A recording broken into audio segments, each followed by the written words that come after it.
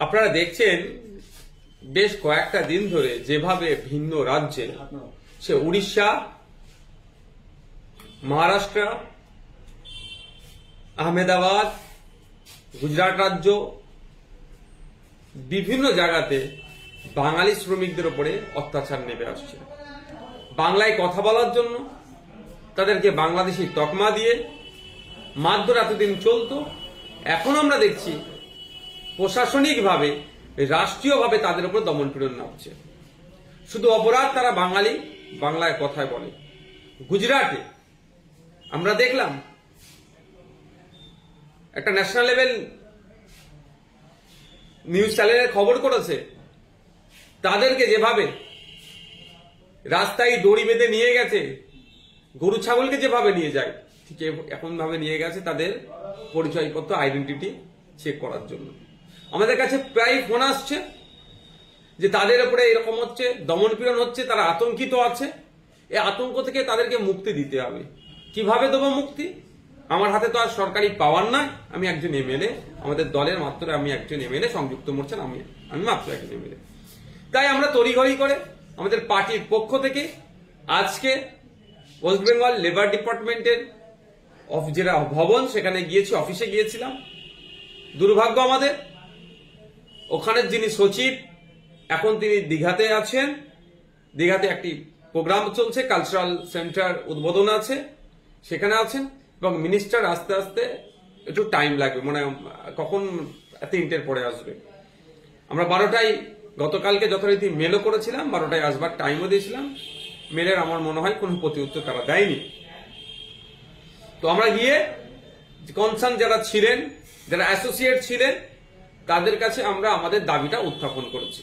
প্রথম দাবির মধ্যে আমাদের প্রথম আছে, প্রতিটা রাজ্যে একটি করে নোডাল অফিসার নিয়োগ করতে হবে। এই দাবি আজকের নয়, আমি আজ থেকে 3 বছর আগে বিধানসভাতে রাজ্যের লেবার মিনিস্টারের কাছে আমি মেনশন করেছিলাম, পরিযায়ী শ্রমিকদের সুবিধার্থে মালদা, মুর্শিদাবাদ, দিনাজপুর, ক্যানিং এর যে সমস্ত মানুষজন বা রাজ্যের বিভিন্ন প্রান্তের যে ধরনের লাখো লাখো মানুষ ভিন্ন রাজ্যে কাজে গিয়েছে, তাদের সুবিধার্থে বেশ কিছু দাবি রেখেছিলাম। তার মধ্যে একটা গুরুত্বপূর্ণ দাবি ছিল নোডাল অফিসার নিয়োগ করা, কিন্তু এখনো পর্যন্ত নোডাল অফিসার নিয়োগ করেনি। আজকে আমাদের দাবির মধ্যে একটা দাবি যে অবিলম্বে নোডাল অফিসার নিয়োগ করা হোক, এবং সেই নোডাল অফিসার সেই স্টেটের চিফ সেক্রেটারি থেকে শুরু করে যারা মেকানিজম আছে, বা স্টেটের যারা মেশিনারিজ আছেন, বা স্টেটের যারা অথরিটি আছেন, তাদের সাথে কথা বলা, যে বাংলা কথা বলার জন্য যেভাবে পেরেশান করতে হচ্ছে সেইগুলো থেকে সুরাহা করা। সাথে সাথে ওই নোডাল অফিসার একটা লয়ারদের টিম তৈরি করুক, যে টিমের মাধ্যমে তাদের আইনি কোনো অসুবিধা হলে সেটাকে তারা ব্যাকআপ দেবে বা সহযোগিতা করবে। আমরা ডিমান্ড করেছি যে আমাদের রাজ্য থেকে, রাজ্যের একটা টোল ফ্রি নাম্বার আছে, এই সেন্টিক সমস্যা হলে, লেবারদের সমস্যা হলে যোগাযোগ করার, কিন্তু সেটা কোনো জনমানুষের সেটা প্রভাব নেই বা জানেও না, সেটা ভালো করে জানানো। এই মর্মে আমরা দাবি করেছি। আর একটা গুরুত্বপূর্ণ যেটা দাবি করেছি, যদি এই সমস্যা না নিরসন করতে পারে, তাহলে আমাদের রাজ্যে আমাদের শ্রমিক ভাইদেরকে ফিরিয়ে নিয়ে আসা হোক, তাদের কাজের ব্যবস্থা করা হোক। এই দাবি আমরা আজকে আমাদের ইন্ডিয়ান সেকুলার ফ্রন্টের পক্ষ থেকে এই দাবি আমরা লেবার ডিপার্টমেন্টে রেখেছি। আমার এখানে একটা প্রশ্ন থেকে যাচ্ছে, আমি তো করছি, কিন্তু বাকি শাসক দলের এমএলএরা কোথায়? আমি জানতে চাইছি বিজেপির এমএলএরা কোথায়?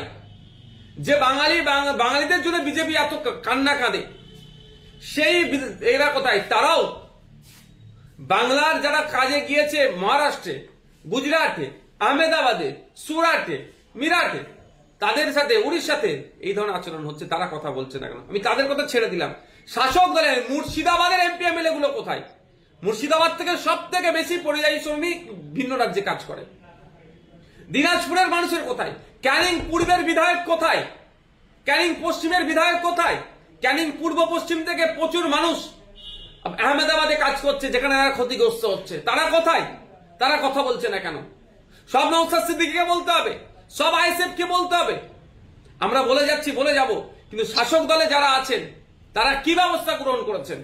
তারা এটার গতি উত্তর কি দিয়েছেন? আর প্রতিদিন আমাদের কাছে এত ফোন আসছে, আমরা অবাক হয়ে যাচ্ছি কিভাবে তাদের উপরে টর্চার চলছে। অপরাধ একটাই, বাংলা ভাষায় কথা বলে বাংলাদেশে চিহ্নিত করে দেওয়ার চেষ্টা হচ্ছে।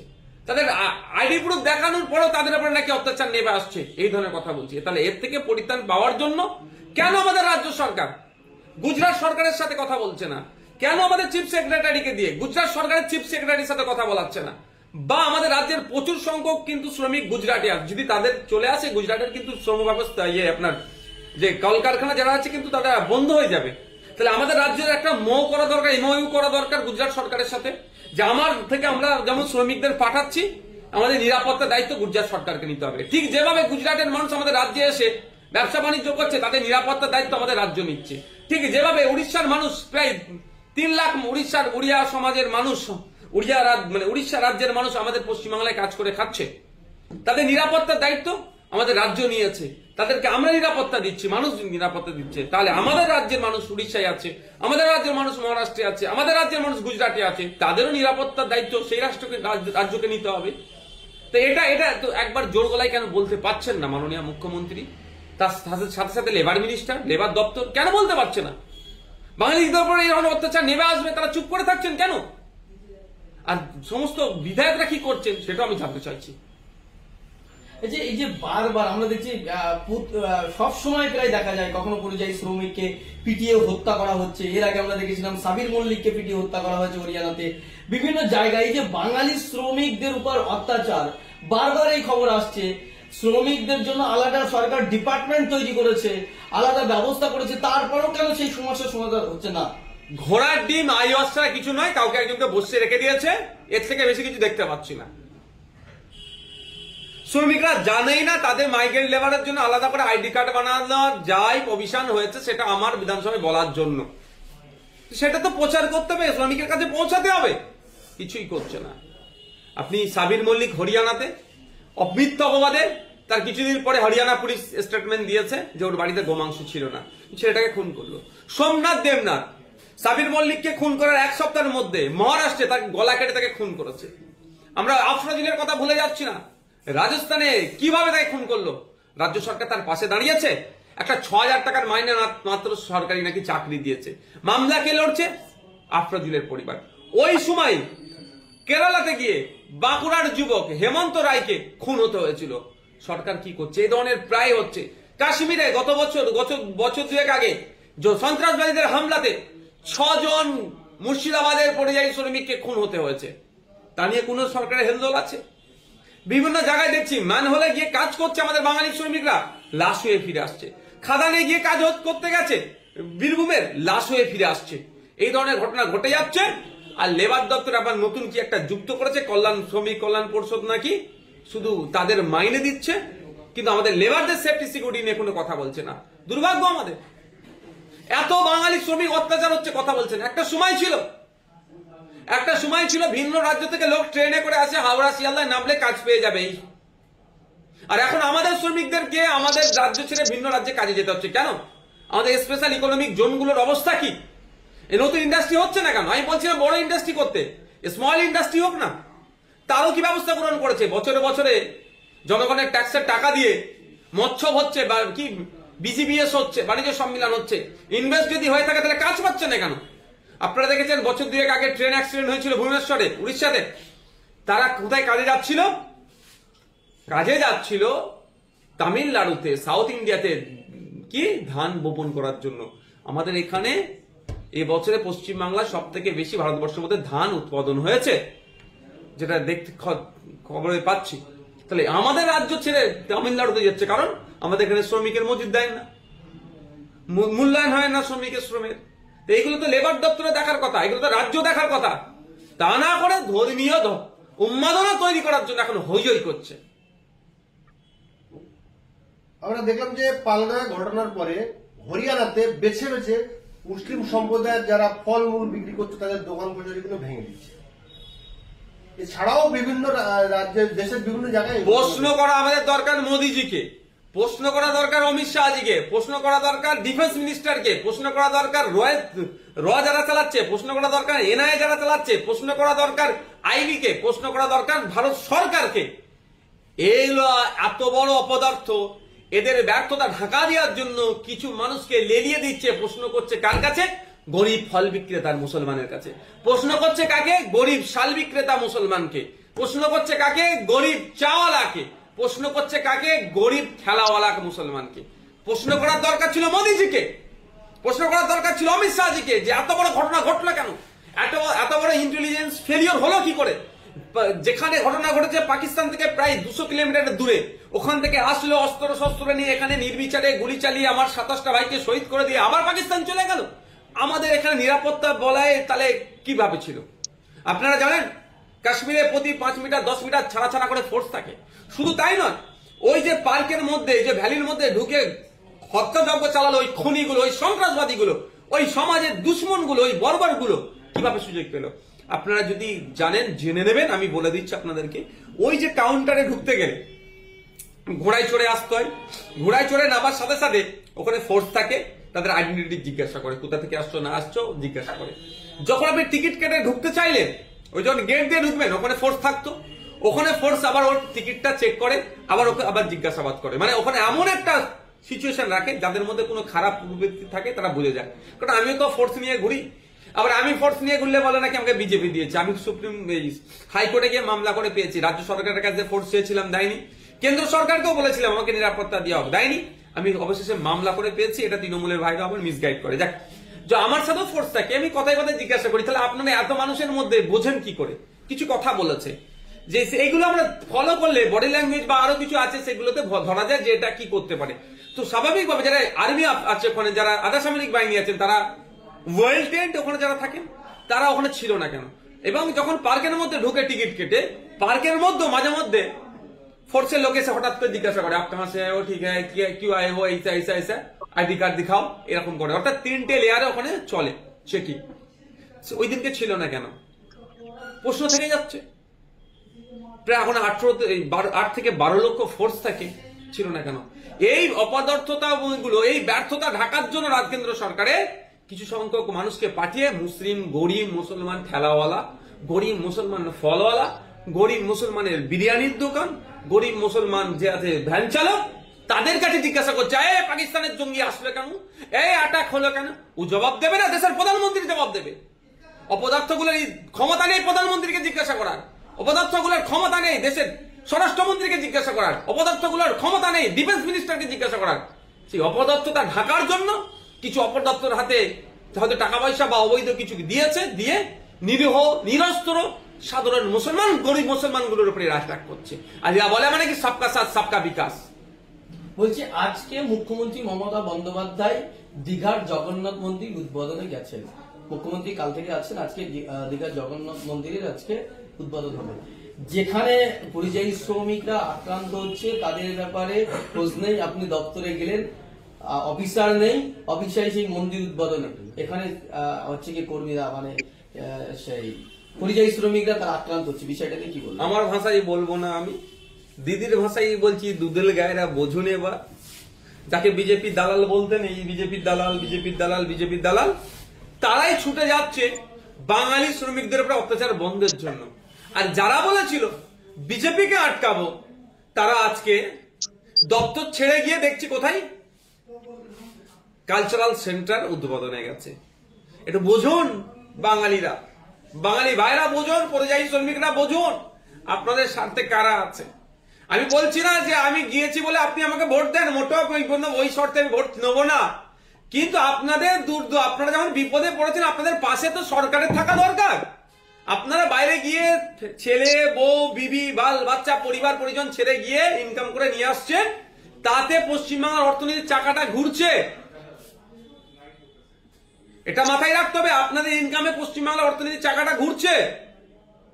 কিন্তু আপনাদের আজকে বিপদের মধ্যে আছেন, আপনাদের আইডেন্টিটি ক্রাইসিস চলছে, আপনাদেরকে গরু ছাগলের মতো রাস্তায় নিয়ে যাচ্ছে। এটা সেই জার্মানির নাৎসি বাহিনী ইহুদিদের এই ধরনের আচরণ করেছিল, সেই আচরণ হচ্ছে, হিউম্যান রাইটস ব্রেক হচ্ছে, কোনো কথা না, একটা স্টেটমেন্ট নেই। আমি অবাক হয়ে যাচ্ছি মুখ্যমন্ত্রীর মুখ থেকে, আমাদের অভিভাবিকের মুখ থেকে একটা স্টেটমেন্ট নেই যেটা অন্যায় হচ্ছে। আর বাঙালি তোমরা ভয় পেও না, আমার অফিসার আমি পাঠাচ্ছি, গুজরাট সরকারের সাথে কথা বলছি, আমি আমার অ্যাডভোকেট পাঠাচ্ছি, সব আমি করবো। এবার প্রয়োজন আমি সবাইকে ফিরিয়ে নিয়ে এসে বাংলায় কাজ দেবো, এই বলার সাহস দেখাতে পারছে না। দুর্ভাগ্য আমাদের এটাই।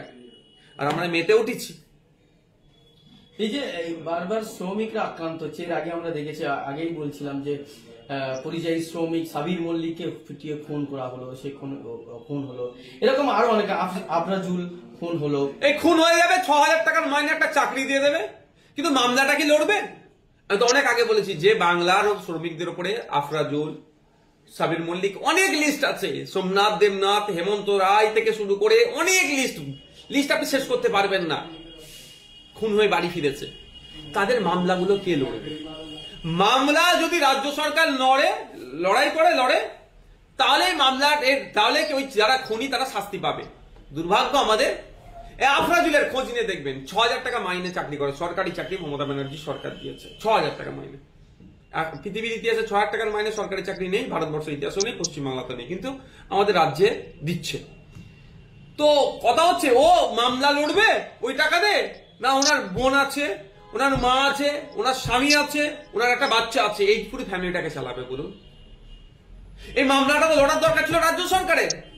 যে আমি যেভাবে সুপ্রিম কোর্টে যাচ্ছে চোরদেরকে বাঁচানোর জন্য, সেভাবে তো গুজরাটে, সেভাবে তো হরিয়ানাতে, সেভাবে তো রাজস্থানে, সেভাবে তো মহারাষ্ট্রে, যে আমি সোমনাথ দেবনাথের হয়ে মামলা লড়বো, মহারাষ্ট্রে আমার উকিল যাবে, এই ব্যবস্থা গ্রহণ করছে কি করছে না? এরা শুধুমাত্র একটা ডেকে একটা চাকরি দেবে বলছে, কিন্তু চাকরিটা কি দেখুন, কন্ট্রাকচুয়াল। এই দিয়ে মানুষের মন বুলিয়ে দিচ্ছে, লাস্ট হয়ে বাড়ি ফিরে আসছে, যার যাচ্ছে সেই বুঝতে পারছে কি ক্ষতি হচ্ছে।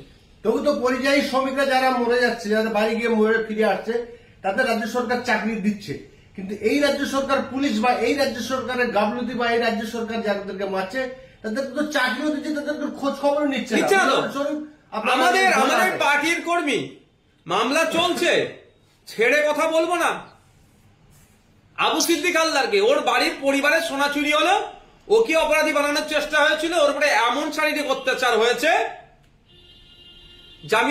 জামিনটা টাকার বিনিময়ে হয়েছে, এটাও প্রমাণ আমাদের কাছে আছে।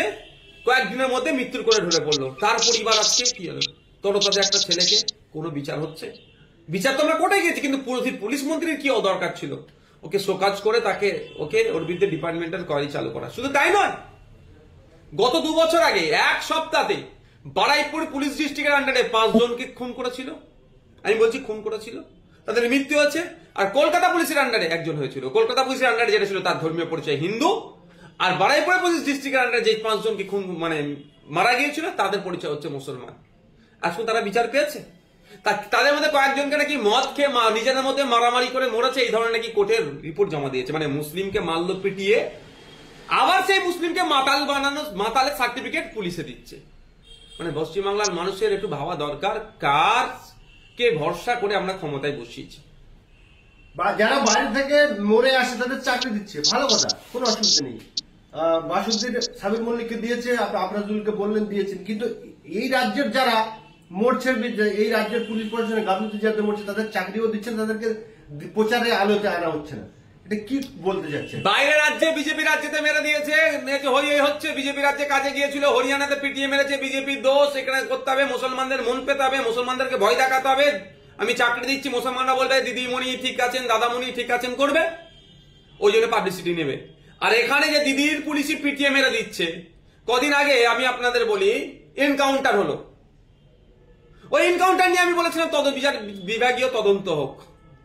কদিন আগে ওই বঙ্গের উদয়ন গুহ মন্ত্রীর ড্রাইভার গাড়ি রাখা দিয়ে বচসা হয়েছিল, যাদের সাথে বচসা হয়েছে তাদের বাড়ি ঢুকে মহিলাকে পিটিয়ে মারলো, কোনো তদন্ত হয়েছে?